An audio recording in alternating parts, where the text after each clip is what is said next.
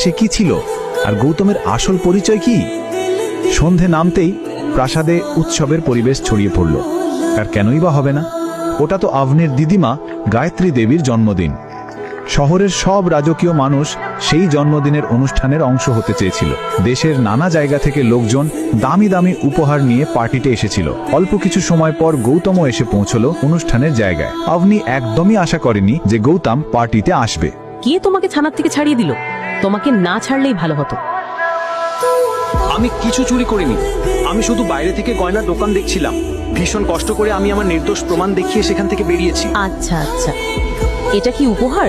এরকম নোংরা প্যাকিং কেমন? গৌতম ছোট বাক্সে কি উপহার এনেছে? কে ছিল সেই বয়স্ক মানুষ যে থানার বাইরে গৌতমকে বাক্সটা দিয়েছিল?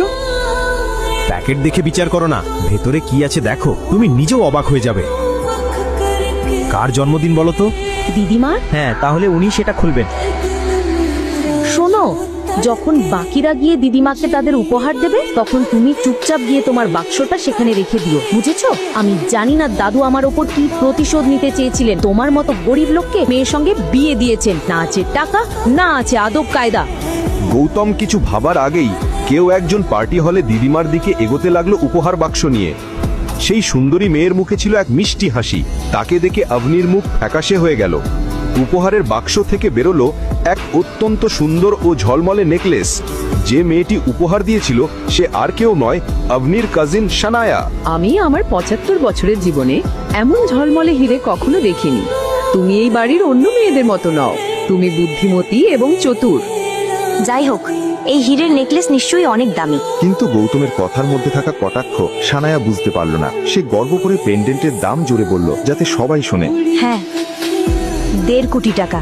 ১.৫ কোটি টাকা? মানে যে লোকটা শানায়াকে এই হীরেটা বিক্রি করেছে সে তার থেকেও বেশি বুদ্ধিমান। ৫ লাখ টাকার হীরে ১.৫ কোটিতে বিক্রি করলো।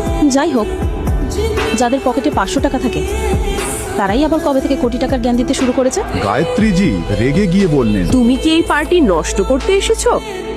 তুমি একেবারে অকাজের। ইচ্ছে করে আমার নাতনিকে অপমান করছো নেকলেসের ভুল দাম বলে। গ্র্যান্ডমা, আপনি কি আমাকে বিশ্বাস করছেন না? তাহলে মিস্টার পারিককে জিজ্ঞেস করুন, ইনি রাজস্থানের সবচেয়ে বড় হিরে ব্যবসায়ী। প্লিজ। গায়ত্রী দেবী অনিচ্ছা সত্ত্বেও মিস্টার পারিকের হাতে নেকলেসটা তদন্তের জন্য দিলেন।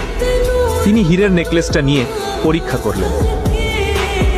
কিছুক্ষণ দেখে বললেন, কারোর চেষ্টায় একটা সস্তা হিরেকে দামি বানানোর চেষ্টা হয়েছে। পারিকের চোখ কোনোদিন ভুল করে না।